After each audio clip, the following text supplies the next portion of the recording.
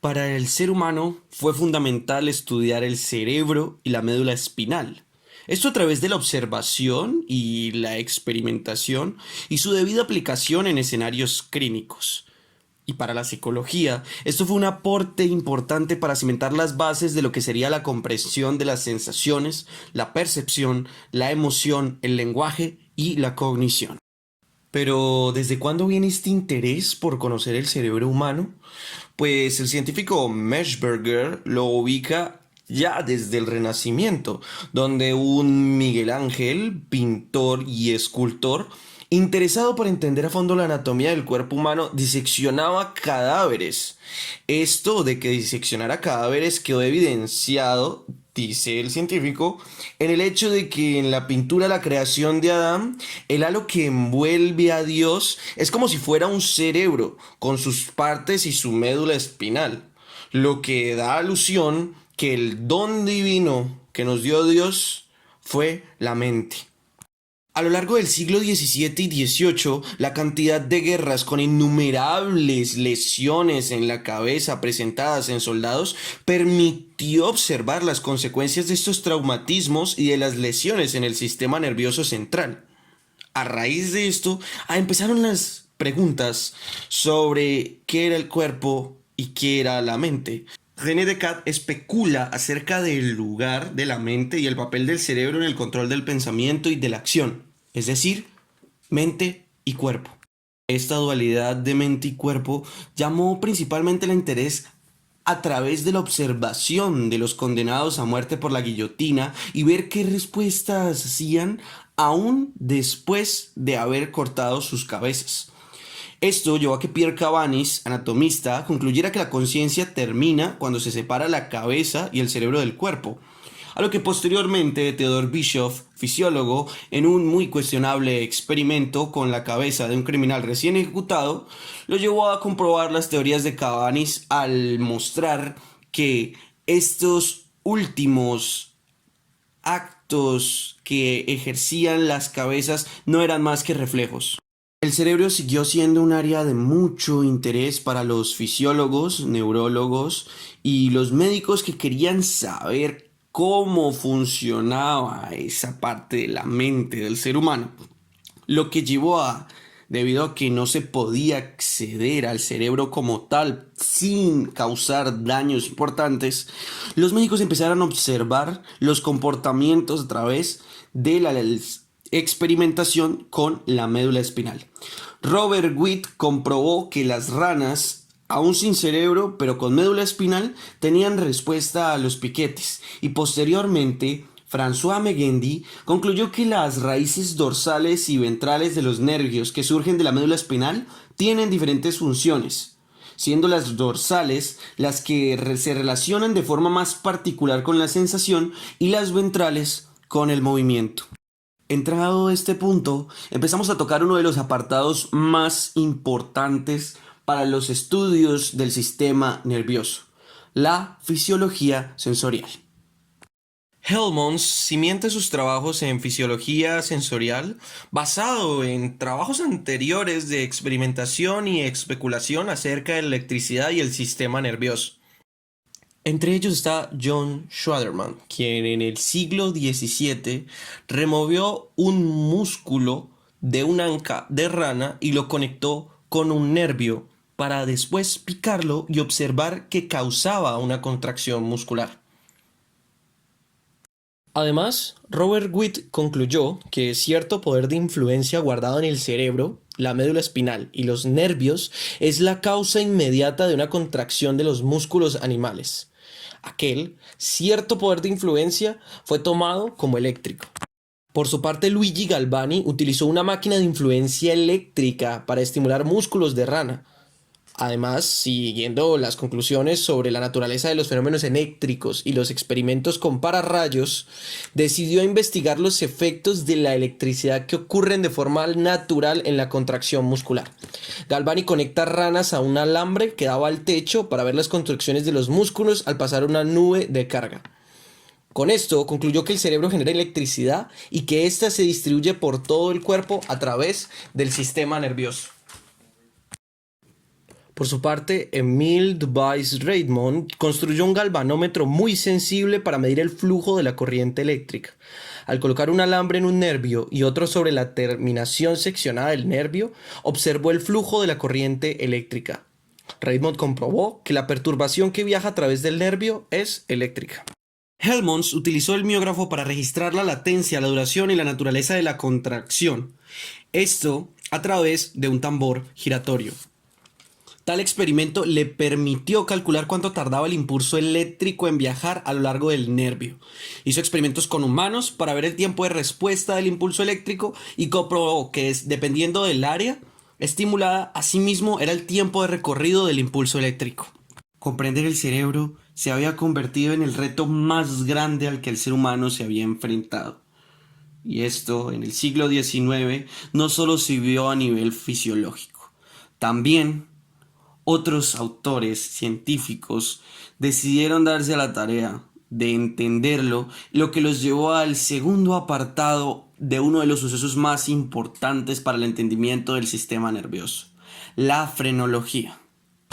En el siglo XIX, los médicos Franz Joseph Gall y Johann Gaspar Spungsheim lograron crear una teoría que revolucionó todo el mundo, tanto psicológico como médico.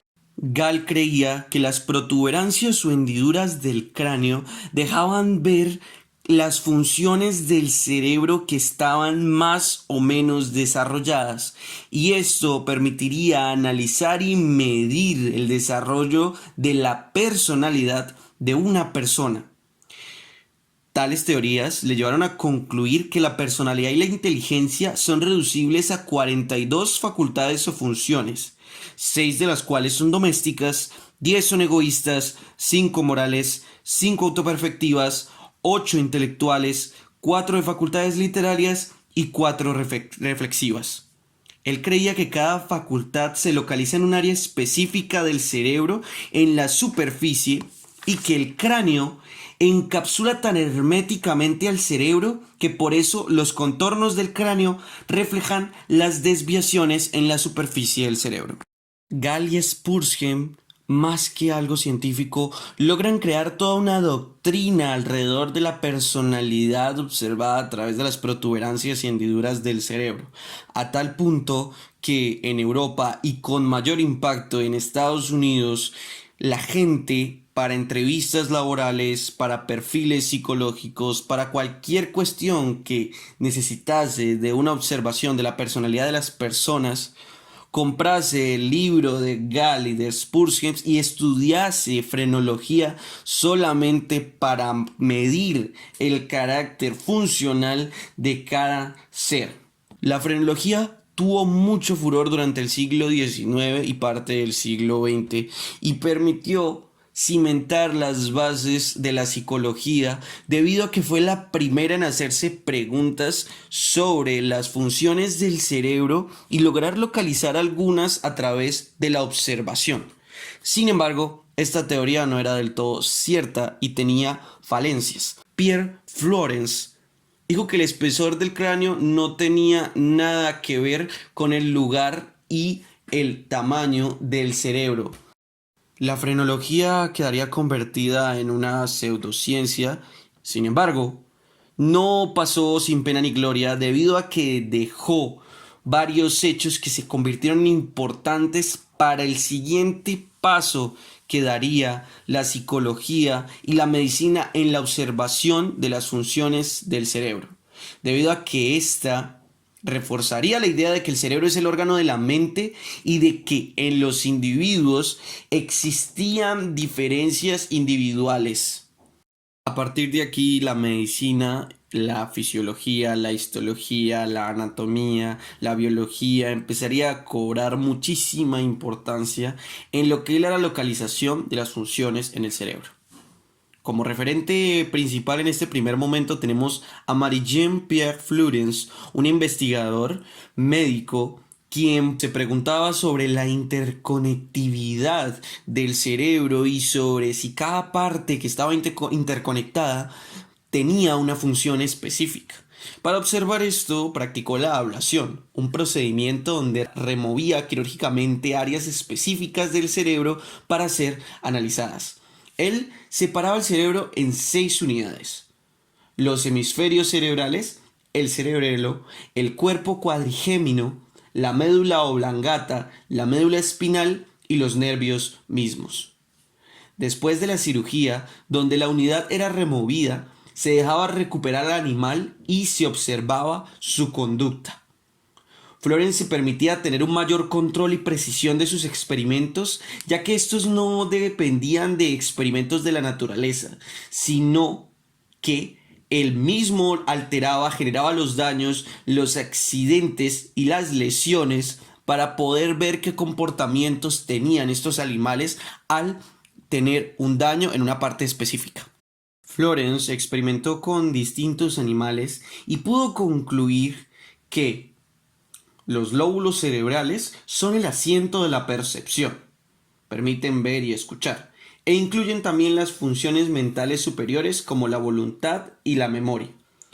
Concluyó que el cerebelo, si bien no hacía que los animales perdieran la intención de desplazarse, estos lo hacían de forma descoordinada, espasmódica y temblorosa. Con esto concluyó que el cerebelo controla y coordina las actividades motoras involucradas en caminar, saltar, volar y ponerse de pie. Además, comprobó que un animal podía sobrevivir a un daño en los lóbulos cerebrales y en el cerebelo, pero no a daños en la estructura que contiene centros o áreas que controlan el corazón, la respiración y el sistema básico para la vida. Llamó a esta área médula oblongata o el nudo vital. Florence estudió las funciones específicas de las diferentes áreas del cerebro, lo que llamó acciones específicas o acción propia, pero también enfatizó en la interconectividad del cerebro, en su acción común o acción comune. Concluyó que el sistema nervioso no es homogéneo, debido a que las unidades del cerebro no funcionan todas igual: cerebelo, médula espinal, lóbulos nerviosos, pero que sí concurren y consienten debido a una acción recíproca mediante su energía común. Florence también estudió la recuperación de las funciones después de una lesión cerebral, logrando ver que aunque algunas partes se dañaban, los efectos de la ablación dependían de la cantidad de tejido extirpado. Encontró que algunas funciones que se pierden de inmediato tras un daño cerebral pueden recuperarse con el tiempo.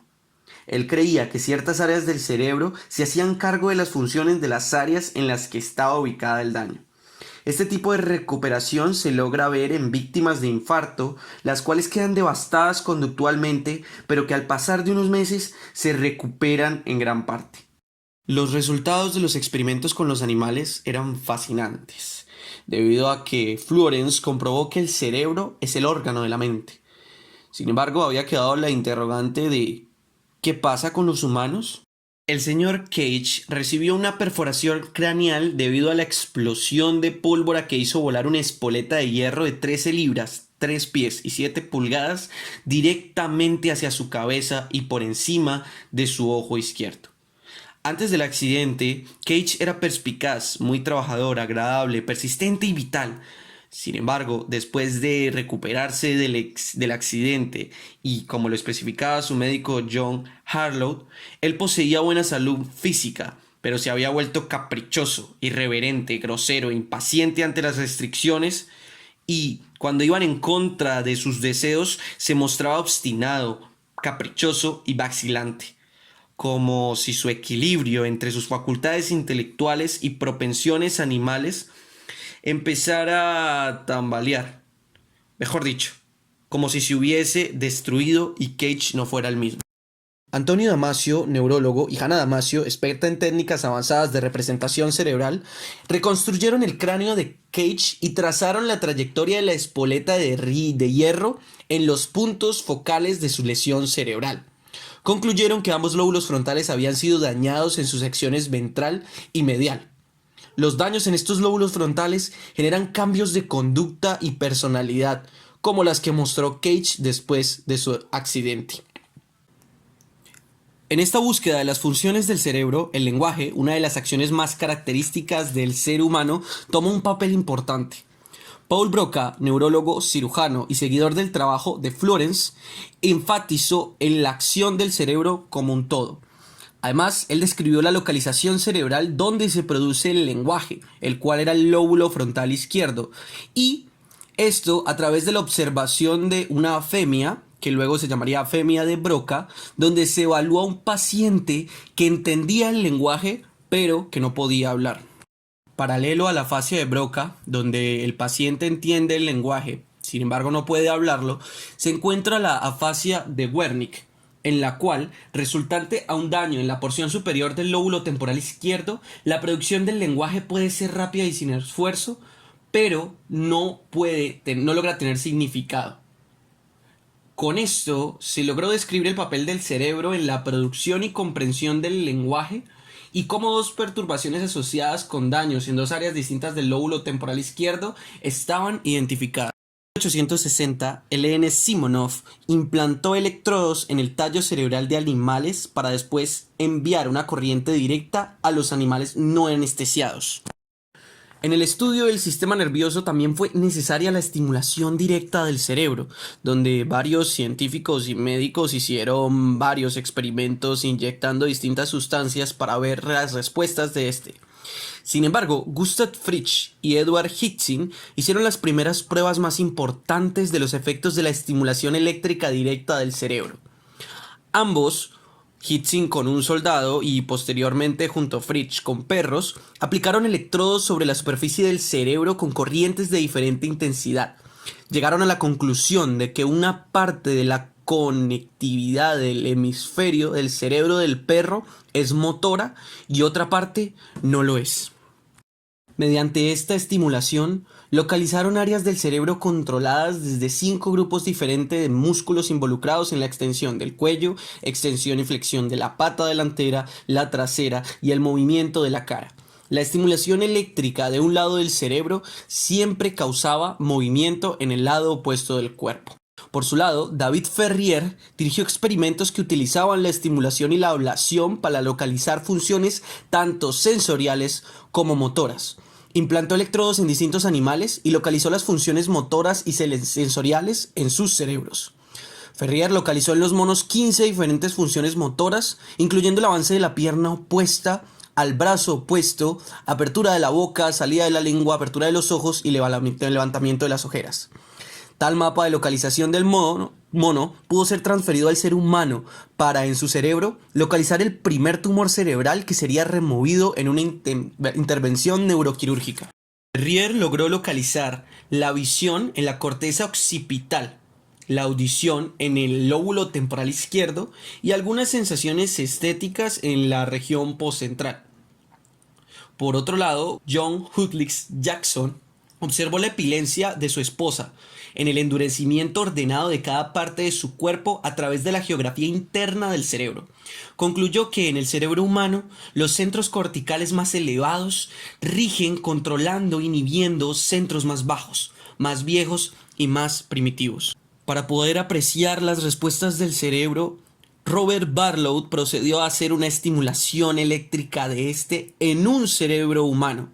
La paciente fue Mary Rafferty, quien tenía una apertura craneal por donde se podía observar las pulsiones del cerebro.